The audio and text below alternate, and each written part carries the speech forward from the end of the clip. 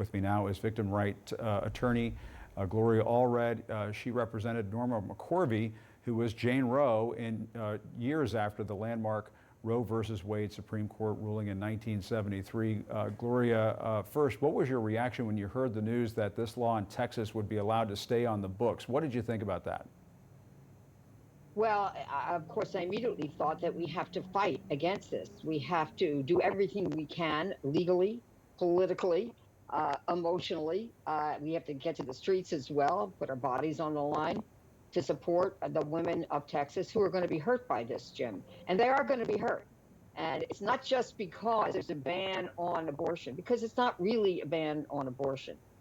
Because women are going to continue to get abortions in Texas, but they're going to have to go to those who are not licensed doctors or healthcare providers. Are going to have to do it in secret. They're going to have to possibly be in a bathtub and almost hemorrhage to death from the abortion because it's going to be provided by people who are only going to do it for profit and who don't know how to do a legal and safe abortion. Women will die. Poor women, minority women, rural women who maybe don't know that some companies will provide funds for them to travel to other states to get abortions, or maybe they can't leave their home. Maybe they've got children there to take care of. So I know from personal experience what it's like to live in the United States and to have to get an abortion when it was illegal to do so, because that happened to me before Roe v. Wade in 1973 when I was in my 20s. And I ended up going on a date with a physician who was a Mexican doctor. And on the date, he said first he needed to make some house calls, which we did. And then he said he had a patient in a motel. He needed to see that person. And we went together. And when we went into the room, there was no patient. He pulled a gun and raped me. Ultimately, I became pregnant. I returned to California, where it was a crime in 1966, because that's before Roe v. Wade, to give an abortion. So ultimately, I did get that abortion from an unlicensed healthcare provider, somebody who just did it for the money. I got 106-degree fever as a result. I called him. He said he couldn't help with the aftermath. I was taken to the hospital where they had a special ward just for women who were dying from illegal abortions. And a nurse said to me, even though she didn't know I was raped, but she said, "This will teach you a lesson."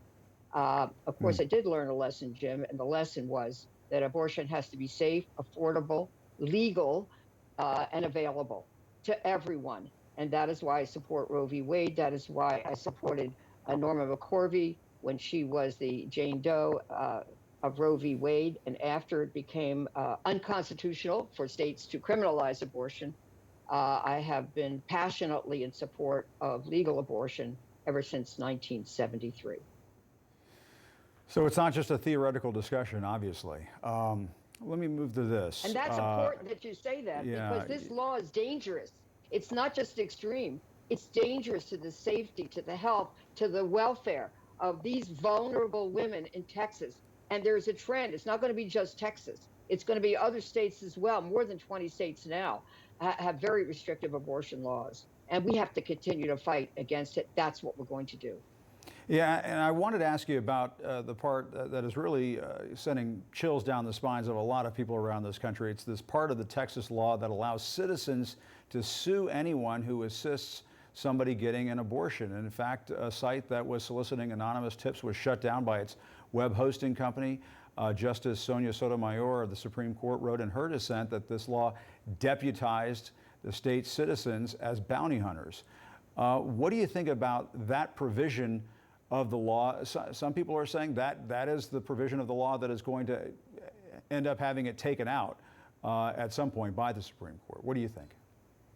Well, and Justice Sonia Sotomayor, who's another one of my heroes, in addition to the late Justice Ruth Bader Ginsburg, called it unconstitutional.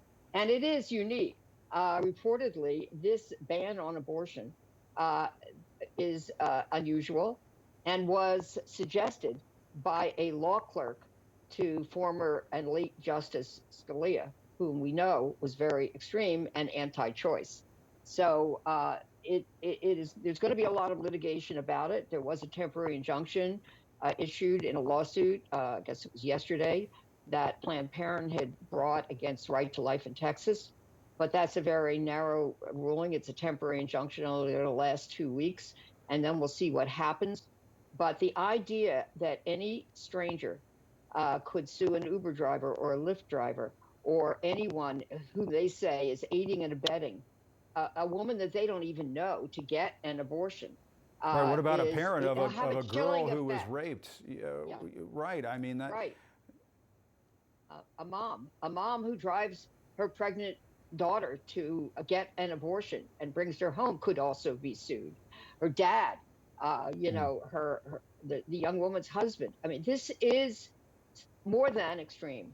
It is unusual. I do anticipate that at a certain point it's going to be declared unconstitutional if and only if some votes change on the United States Supreme Court, because they refused to accept this case. They had an opportunity to do so this week. It was a 5-4 ruling.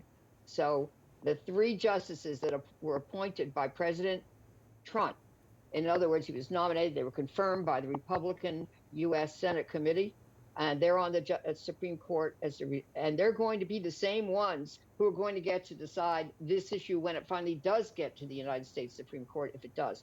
So everybody can do something. There's going to be a national protest day on October 2nd on this law. Everybody needs to go to the streets. Everybody needs to support Speaker Nancy Pelosi in her desire and work to pass the Women's Healthcare Protection Act. There is quite a bit that we can all do. We're glad that Uber and Lyft decided they're going to pay the legal fees if their drivers are sued for taking women to abortions.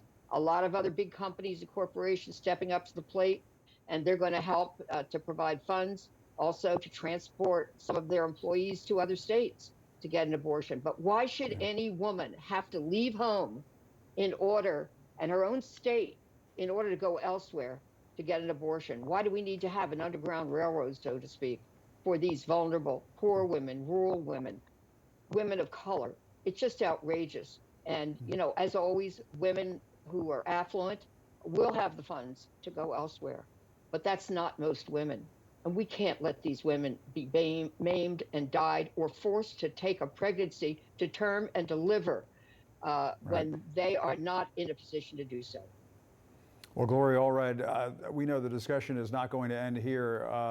It's going to be continuing for many weeks ahead. But I just want to say thank you for sharing your personal story on this, because it hammers home that message that it's not just a theoretical discussion. Gloria Allred, thanks so much for your Exactly. time. We appreciate it this afternoon. Thank you so much.